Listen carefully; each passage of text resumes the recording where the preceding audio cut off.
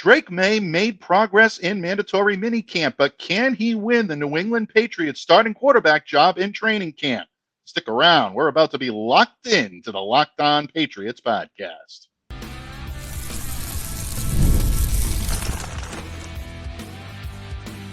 You are Locked On Patriots, your daily New England Patriots podcast.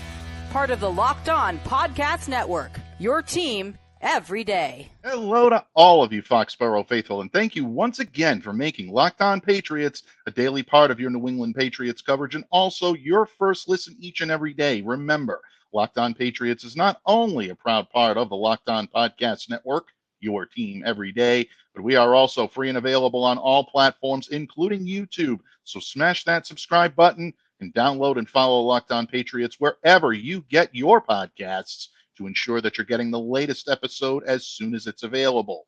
I'm your host, Mike Debate, and I cover your New England Patriots for the Patriots Country. So reach out to me, let me know what's on your mind on X at MDABATENFL. While you're out there showing some love to Locked On Patriots, social media style, follow our account there as well at LO_Patriots. And Pats fans, today's episode is brought to you by FanDuel. Make every moment more. Right now, new customers get $200 in bonus bets with any winning $5 bet. That's $200 in bonus bets with any winning $5 bet. Visit FanDuel.com/lockedon to get started.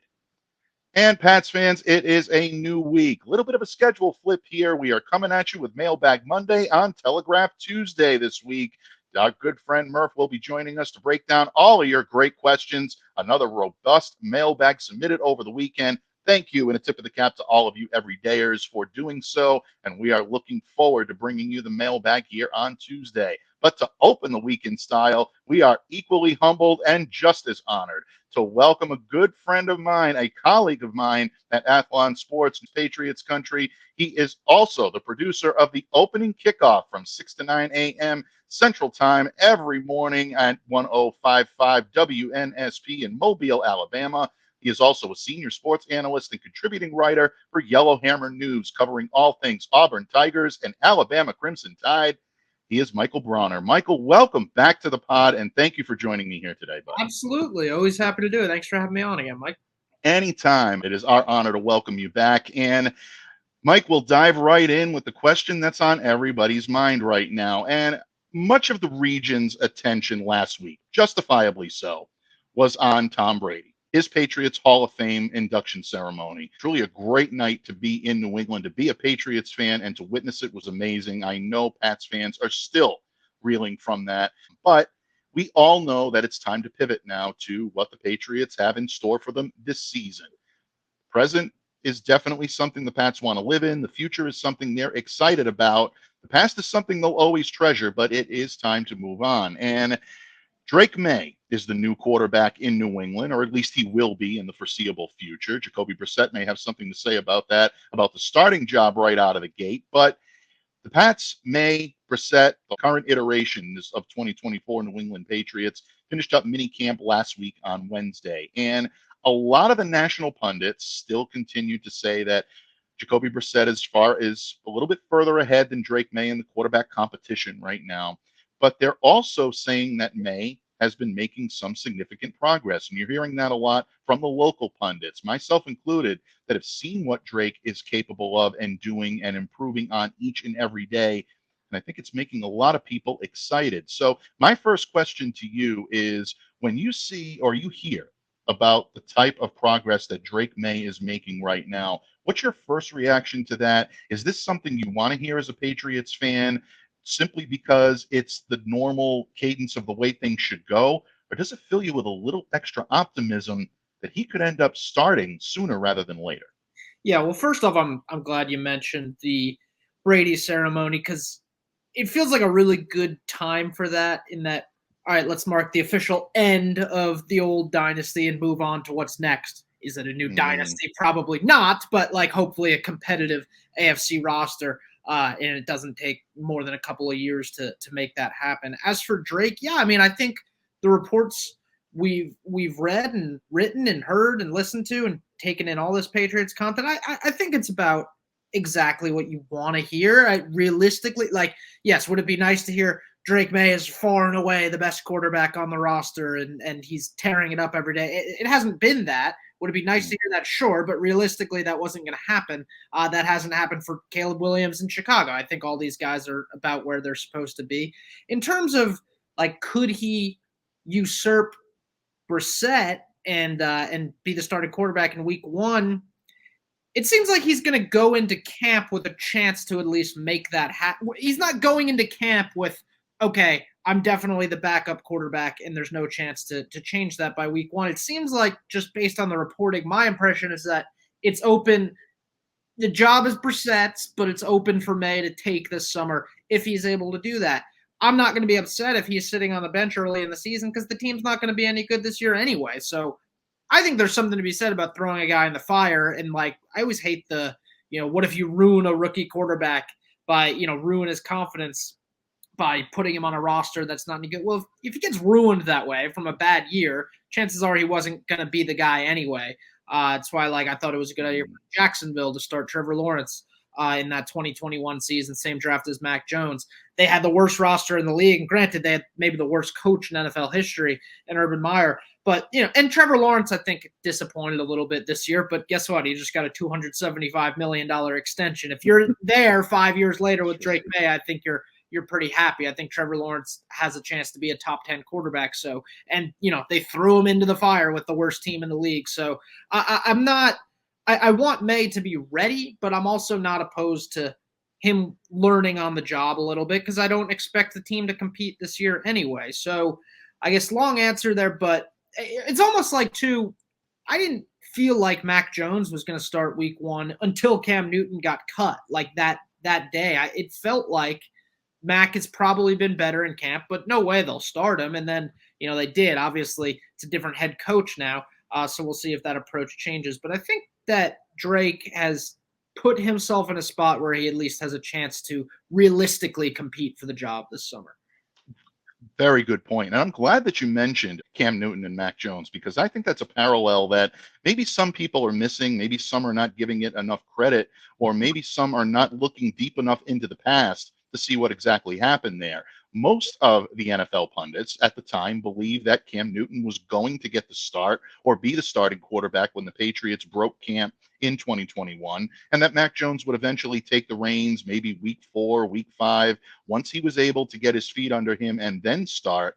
It ended up coming right out of camp. Mac showed enough to that coaching staff that he was ready to take the reins. So the precedent is there for Drake Maye to be able to take the job from Jacoby Brissett. There's no question about it. Where I think Jacoby becomes the better option and why it's a different situation than Cam Newton was a couple of years ago is because of the comfort level he has with Alex Van Pelt.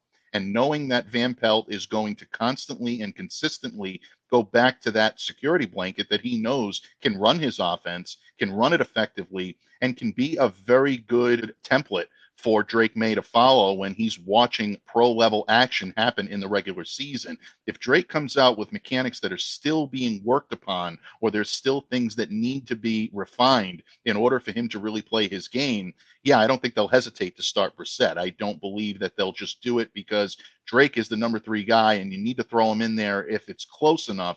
I think this coaching staff realizes that you need to put him in when the time is right, not necessarily when everyone else is telling you the time is right. But things that I've liked seeing from Drake and that lead me to believe that he could end up taking this job, the velocity, the touch he's putting on the ball. We saw that consistently at North Carolina, and he's doing it on the field, forming some nice relationships with some of his receivers.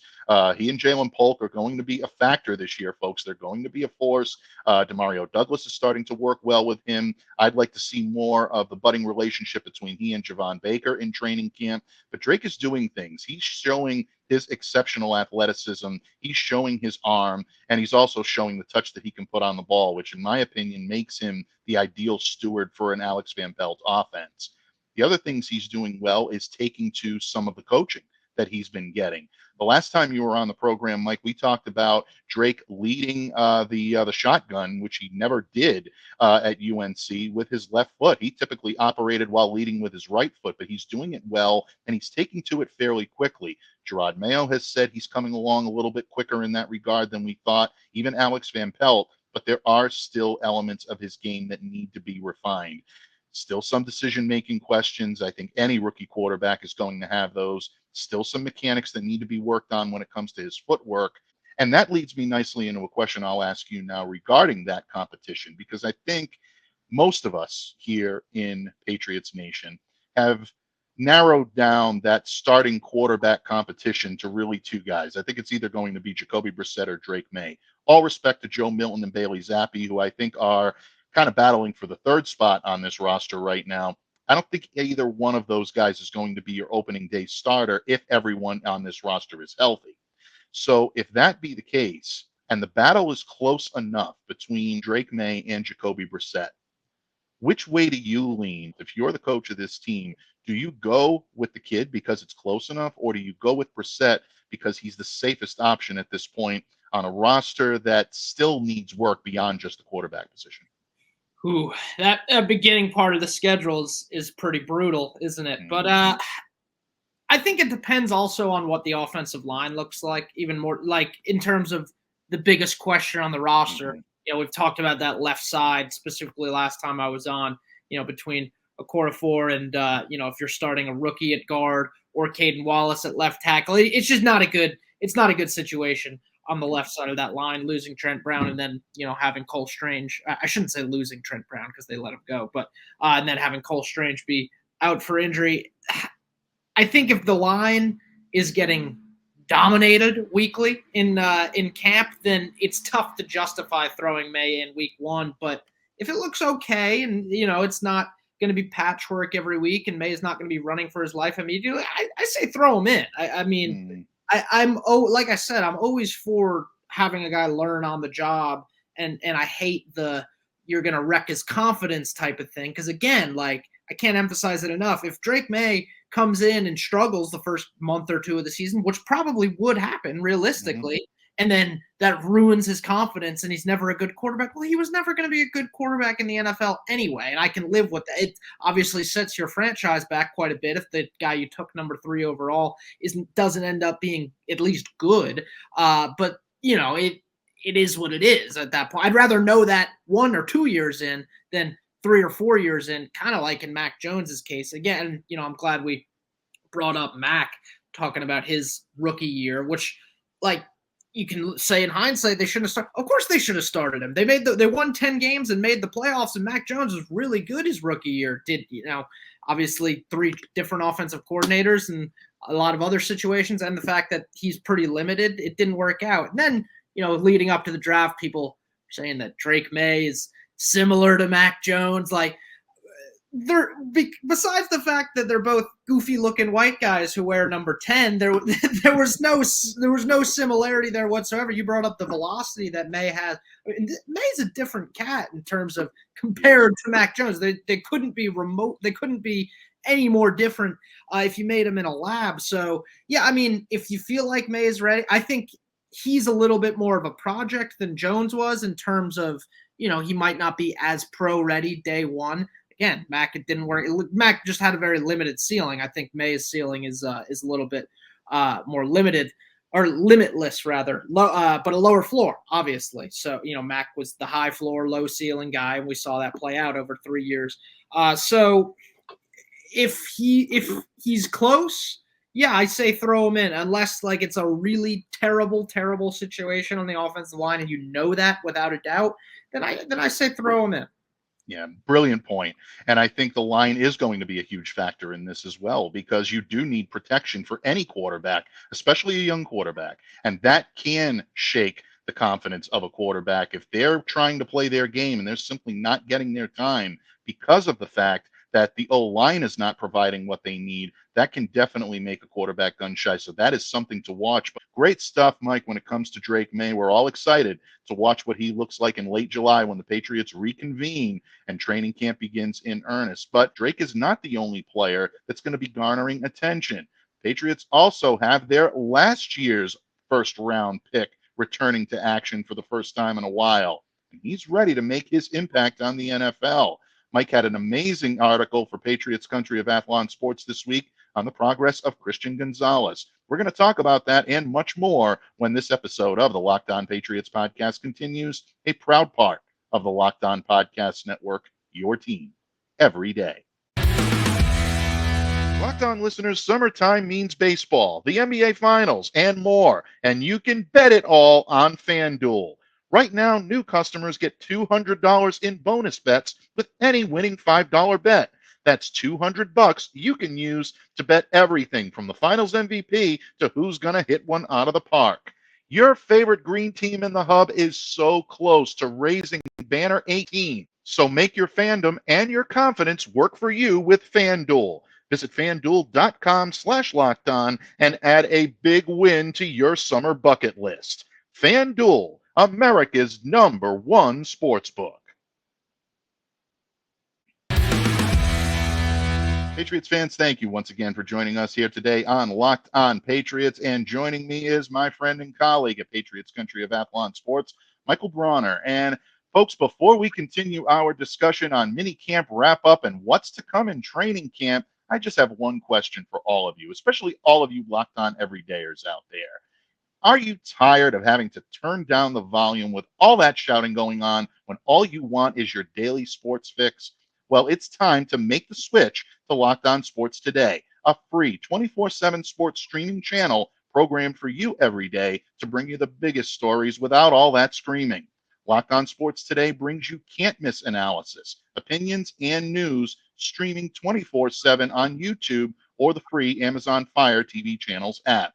Locked On Sports Today is a proud part of the Locked On Podcast Network, your team every day, as is Locked On Patriots. And here today, we've been talking a lot about minicamp wrap-ups, some of the big storylines coming out of last week's 3-day session in Foxborough and the practice fields adjacent to Gillette Stadium.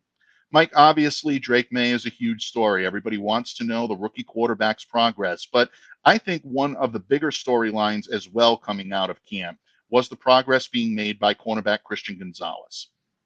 Christian, unfortunately, had a premature end to what was really a promising rookie season last year.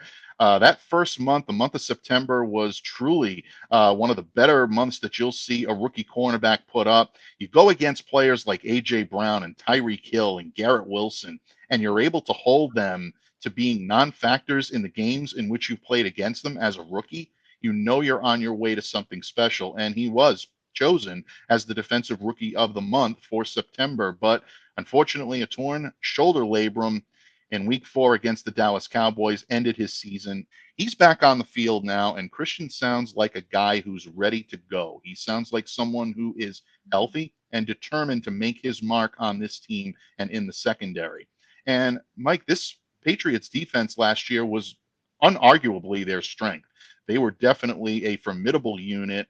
You put that defense on any other team in this league, and you're probably looking at a playoff team without any question. That's how good these guys were, kept them in despite the difficulties that they had on offense. So when you look at Gonzalez and you look at what you expected to see last year, what we saw in the little sampling size, and what you hope to see this year, how optimistic and how excited are you to watch Christian Gonzalez play football this year? Yeah, it's funny because when I was writing that today, obviously I knew he got hurt early in the year, but I had to do a double take when I realized he really only played 3 full games last year. Like, it doesn't feel like that at all. It felt like, if you had just asked me blindly on a random Monday how many games did Christian Gonzalez, I would have said probably 5 or 6, but he really played 3 healthy games last year. I think he got hurt in the first half of the Dallas game. That Dallas game was forgettable. So forgive me if I'm getting the time that happened incorrect. But yeah, I mean, he had as good of a start to a rookie season as you could possibly ask for. I think he was as good or even better than Sauce Gardner was the year prior for the Jets. And, he found a way to be the story of the story of the NFL. I think Gonzalez was on his way to cruising to a Defensive Rookie of the Year award. Like all he had to do was, continue, or like even a little bit worse level of play than he had through the first week. That's the best rookie in the league, at least on the defensive end. I mean, he was absolutely phenomenal from week one against Philadelphia. It was like, wow, this guy is absolutely for real. If you remember, Patriots traded down and Washington drafted Emmanuel Forbes over him. And I was clapping my hands at the time. I mean, Christian Gonzalez was the perfect fit for this defense. It was almost a little bit of a luxury pick just in terms of what the strengths of the team were. But I'm so glad that Belichick did pull the trigger and make that happen because, man, I mean, he was a superstar so quickly. And I'm so confident that he's going to, as long as he's healthy, he's going to continue to do the things he did during the first few weeks of the season all season long. I mean, the defense was good without him last year. So it's exciting to think how good the defense can be with him back and hopefully healthy for the full season. Yeah, exactly. I mean, just thinking about the competition that he played, and we mentioned guys like Hill, Garrett Wilson, and A.J. Brown. These three are top-level receivers. Even the most seasoned cornerback is going to have difficulty keeping these guys under wraps. But you look at his stat sheet, and that, to me, really illuminates everything this kid was able to do. He held those three to 10 catches, 102 yards on the 74 routes that he covered those receivers on. A nice corner blitz that resulted in a sack on Jalen Hurts against the Philadelphia Eagles. Again, showing off his ability not just to lock down his opponent, but also to draw a beat on the football and get after the passer if need be. A lot of aggression there. That was something that I think a lot of Patriots fans were wondering from his time at Oregon. Does this kid have the aggression to be a top-level pro cornerback? He put that to rest in week one and showed that he does have the ability and he does have the desire to do so. The stat that I love about Christian Gonzalez that really makes me excited to watch him this year, Mike, allowing opposing receivers to get open on only 23.1% of their routes. That's a rookie. That's lockdown material. When you think about what he can do with a full minicamp, a full training camp, getting back to where he needs to be, and even though it's a small sample size, 3 pro games now under his belt, I think the sky is the limit on this kid. It's going to be a lot of fun to watch him in training camp, especially when the pads come on and you start to see some of that contact, getting back and forth a little bit with some of those receivers. There's a little more attitude in the receiver room this year, which I like. Guys are playing with a little bit more swagger. You can expect to see that from the rookies, from Polk, definitely from Javon Baker. Kayshon Boutte is showing a little bit this year as well. He's having a very good spring so far. We'll see if it translates into the summer. You're going to start to see cornerbacks now get challenged a little bit, and I think Christian leading this group is going to be ready to do that. And him showing that attitude is going to force everyone else in that room to kind of raise their game a little bit. He's mentioned guys like Alex Austin and Isaiah Bolden who have worked around him, getting a chance to elevate those guys and then playing along savvy veterans like Jonathan Jones and even Marcus Jones, who's determined to make his mark in the cornerback room this year as well. Doesn't want to just be a return man. A lot of competition there. And I think that's going to translate well for the New England Patriots and especially for Christian Gonzalez. No doubt about it. I mean, it's funny you bring up the receiver group. I should hope they have more swagger, I guess, considering that they had none last year. And, that was more of a talent issue than an attitude issue, I think. And that's another thing that, we didn't have it on the list, but I think will be really interesting to monitor. There's a really logjam at in the wide receiver. And it's not because there's all these great players, but there's all these players that are kind of fringe good enough to make the roster. Like I wrote about Kayshon Boutte last week. I think it was Mark Daniels. He had him leading the spring in terms of charted catches. Like Kayshon Boutte, if you look up and down the roster, like there are 6 guys that should be there. Obviously, Polk and Baker are locks. Kendrick Bourne is a lock. But there's really outside of the 3 and Demario Douglas obviously as well. So outside of the 4 locks, it's really like 6 guys competing for 2 spots between Juju, Taekwon, Jalen Reagor, who obviously will return kicks, depending on Marcus Jones, but offers value on special teams nonetheless. And then, so there's and then Boutte too. So there's a lot of guys competing for those 2 spots. That's another storyline I'm really looking forward to in camp. Again, like, would I get rid of them all to trade for T. Higgins? Yeah, I would, but that doesn't mean that there isn't at least some quality players that'll make roster decisions difficult this summer. Yeah, without question. I'm glad that you mentioned that there is a good deal of competition in the wide receiver room. Good deal of competition at the cornerback position as well. I'm looking forward to seeing how Christian's ability to lead either by example or if he has to be a little bit more of a vocal leader. Again, if anybody's worried about Christian's injury, I don't think that's a factor this year. I think he will be healthy. And bottom line, what Christian does better than anyone on this roster, being able to maintain eye contact with the quarterback no matter who he is. As long as you have that ability, he will be your top option. And who knows, maybe there is a savvy veteran out there waiting in the wings to come in and bring it all together. Stephon Gilmore. Who knows? Maybe that will be a possibility. I wrote about that over the weekend for the Patriots. Obviously, he was at Tom Brady's Hall of Fame induction ceremony. Says you never know.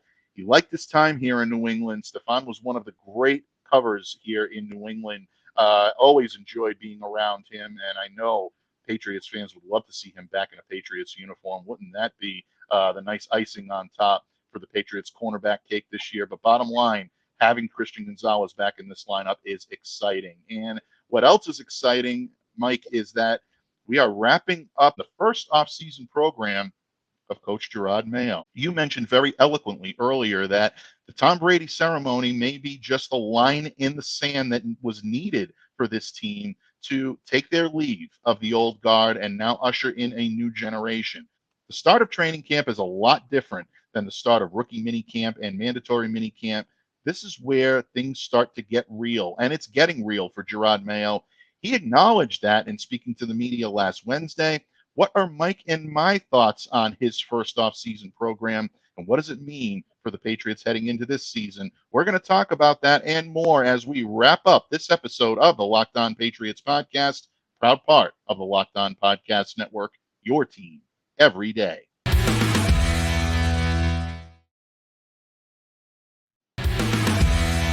Patriots fans, thank you once again for joining us here today on Locked On Patriots. Joining me is my friend and colleague of Athlon Sports Patriots Country, Michael Brauner. And Mike, in the previous segments, we talked offense, we talked defense, we talked Drake Maye, Christian Gonzalez, two of the most exciting guys on this roster. Still a lot to be done here, offensive line, receivers. We're going to talk about all that, folks, as the offseason progresses. So don't worry, there is still a ton of content coming to you here on the Locked On Patriots airwaves. But one of the things that struck me as minicamp was wrapping up, Mike, is that this was the first offseason workout program that was run by Jerod Mayo. When he spoke to the media on Wednesday and talking about the contrition that this job has given him and the fact that he's learned a lot, being able to talk to coaches that are in the room with him and coaches that are outside the room that he's had an opportunity to bring in here. Tony Dungy being one, someone I never thought I'd see on a Patriots practice field, but it worked. And it was something that I think Jerod enjoyed being able to utilize. Moving forward now into training camp, what do you think are some of the lessons Jerod Mayo did learn? And from an analyst standpoint, what do you think are some of the lessons he had to learn?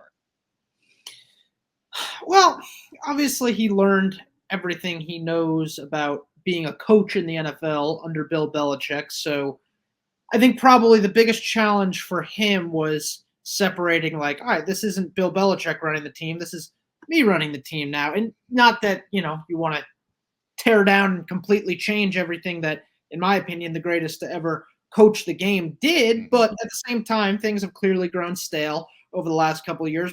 I still think more so due to roster issues. Again, falls on Belichick as well, but I try to separate Coach Belichick and GM Belichick a little bit. But in terms of the coaching chops, they were still there. So I think it was probably a big challenge for Mayo. All right, how can I put my own spin on this program, make it a different program while also not completely getting away from the formula that brought this team 6 Super Bowls over the last 25 years. So I think it's probably a little bit odd for him, given that not only did he coach under Belichick, but he actually played under Belichick and was a really good player, and Belichick made him a first-round pick. So I think just the getting out from under that shadow, and from a fan perspective, I think, that's not really going to happen. Like you said, it's starting to feel real, like camp will come, but, it won't really feel real until it's week 1 and there's a new head coach on the sidelines. Like, even the first big thing, like talking about titles. And, like, yeah, Alex Van Pelt's the offensive coordinator. DeMarcus Covington is the defensive coordinator. Like, we think titles are important. I mean, I liked that a lot.